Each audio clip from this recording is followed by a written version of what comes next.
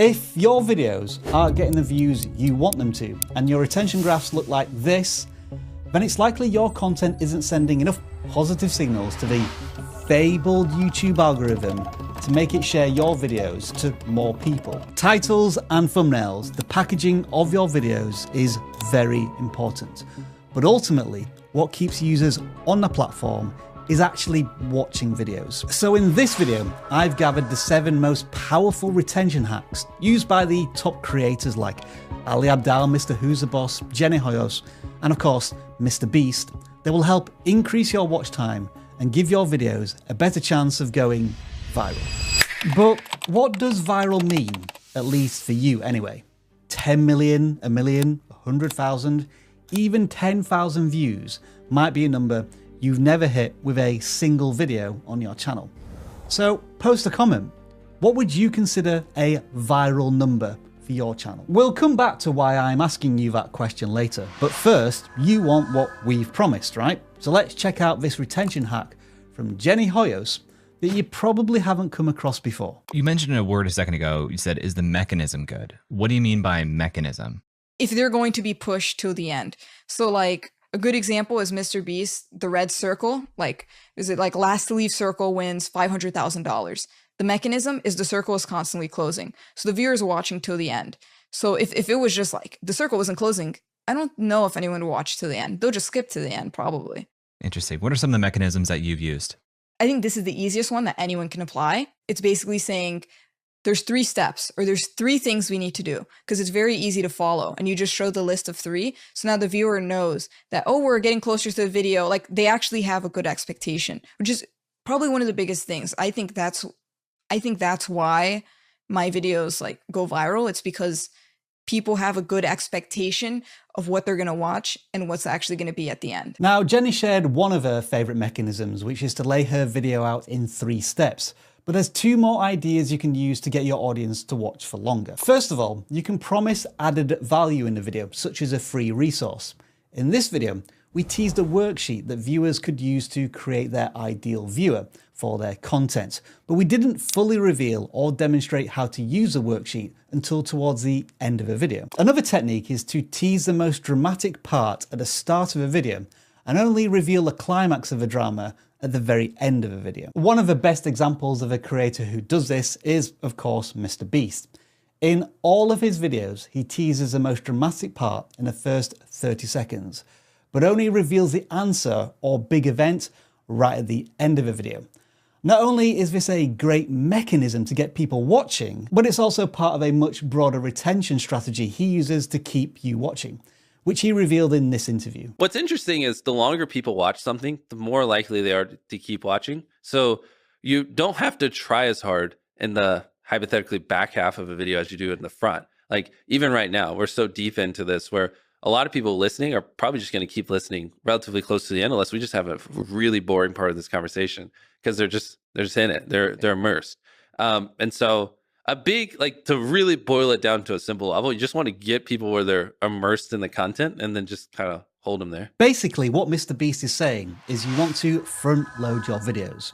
You only have a finite amount of time, and as people watch a video, there is always going to be a natural drop-off in viewers. But this drop-off is at its most severe at the beginning of your videos, particularly in the first 30 seconds. So is it really worth investing the same amount of time and effort into the second half of your video when maybe only half the viewers are still watching? It's what you might call diminishing returns. This means spending up to 60, 70, even 80% of your time optimizing the hook of your video and the first few body sections, because these parts of your video are most important in terms of retention than the last half of your video. But we do need to be careful here.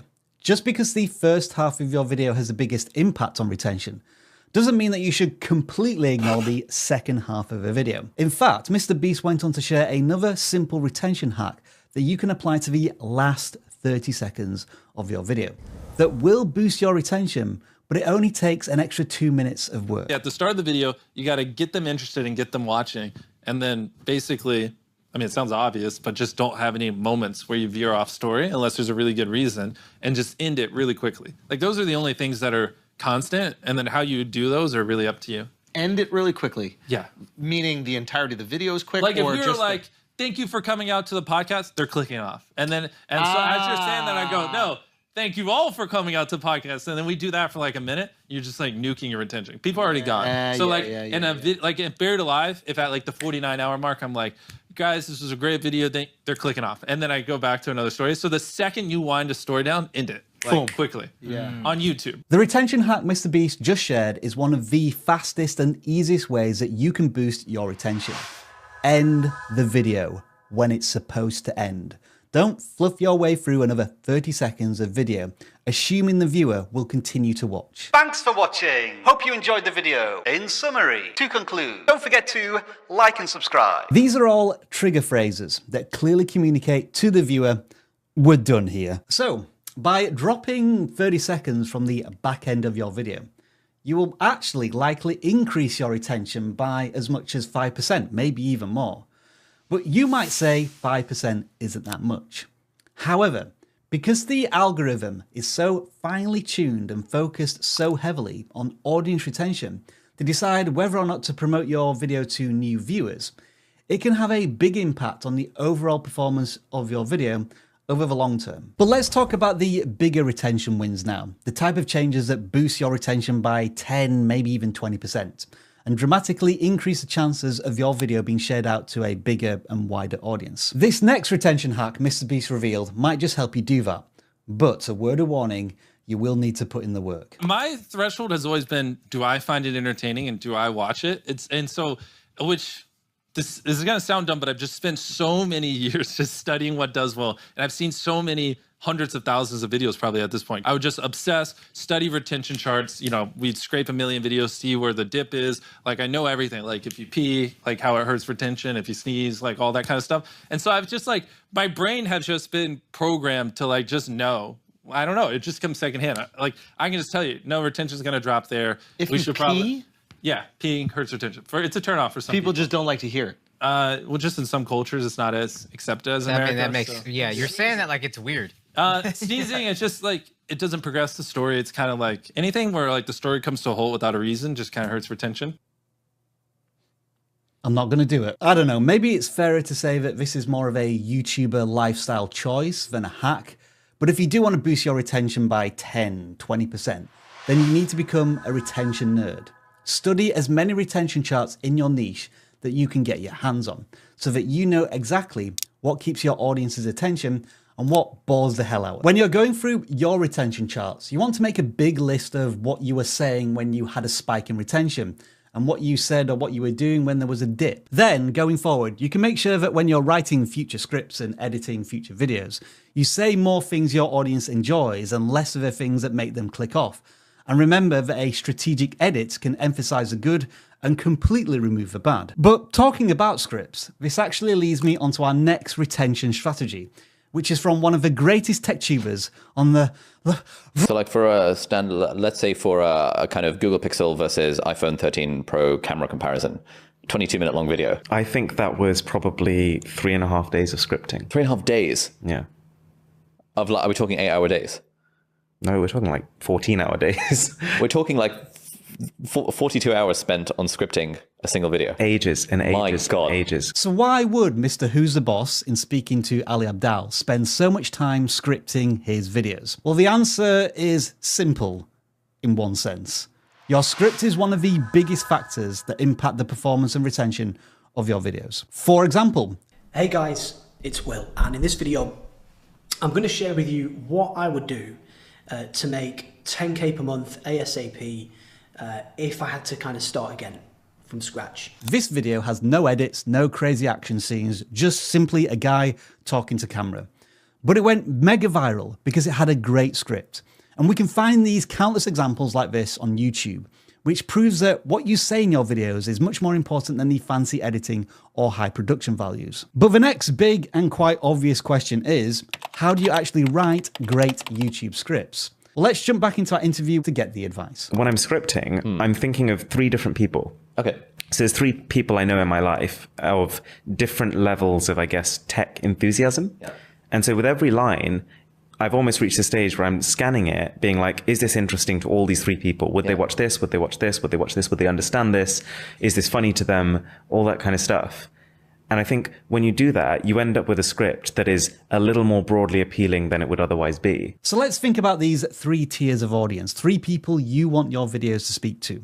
You've got someone who is a core fan of your content, someone who is a casual viewer, and then someone who wouldn't normally watch any of your videos. So to reach the widest possible audience, you want to make sure that each line of your script will appeal to each of these people, so that you're not only reaching your core audience, but a broader audience, which will help the algorithm push your videos out to a wider audience in general. But it's not always possible to do this, I should add. Some topics may be too niche, dense, or complicated that only your core fans will get it. But no matter what your niche is, there will always be topics you cover that have the potential to reach a broad audience if you package it in the right way and make the content accessible to everyone. So make sure to look out for those opportunities, because those videos have the greatest chance of going viral. A classic example of this is from another tech YouTuber, Marques Brownlee, who took the incredibly niche product of a pair of headphones with an air filter and turned it into the dumbest product he's ever reviewed. So when this first started popping up on actual like Dyson social media channels, I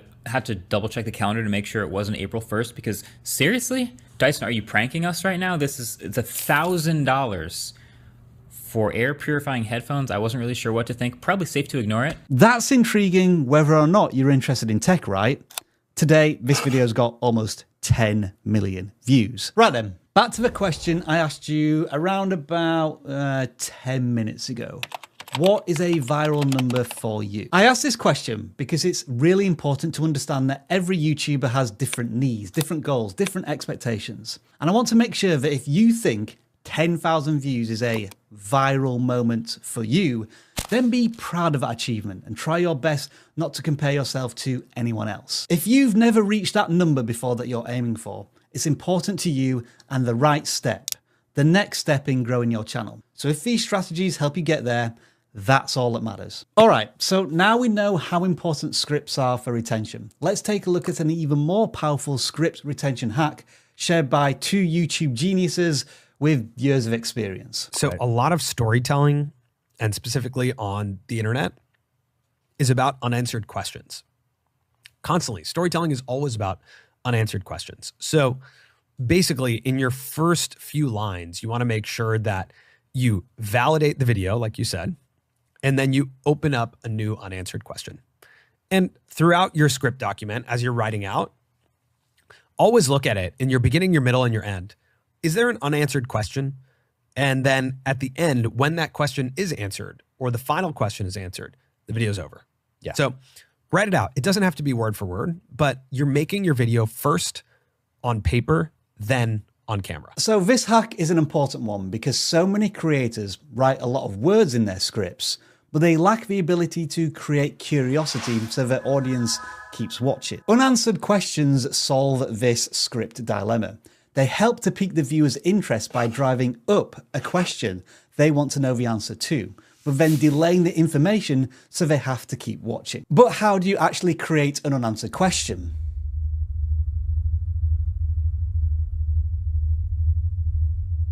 Silence works. What you need to do is tease information the audience desires to know the answer to, but delay resolving it until further into your video without annoying your audience. For example, it could be something like this. In this video, I'm going to reveal this leaked document that explains exactly how the YouTube algorithm works to help you get more views and more subscribers. But before I reveal it, I need to explain the crazy story of how it came into my possession in the first place. Oh, that piece went in there, did it? Now, obviously, this is a made-up example, but you can see how in the first sentence, I'm teasing a piece of valuable information, a leaked document on the YouTube algorithm. This piques people's interest and makes them desire the answer.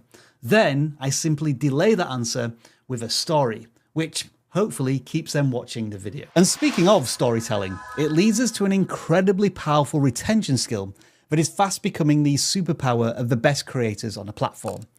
Here's Ali Abdal from earlier being interviewed this time, explaining one of the most traditional and yet most effective forms of storytelling. The hero's journey template that we sometimes use. You've got a main character and they're in a place like the Shire, and then someone comes to them and gives them a call to adventure. And then they're like, oh, I don't want to go. And then the mentor is like, yeah, you should go on this adventure. And they're like, all right, I'm going to go on the adventure. And they leave the Shire, they go on the adventure. There's trials and tribulations, there's struggles along the way.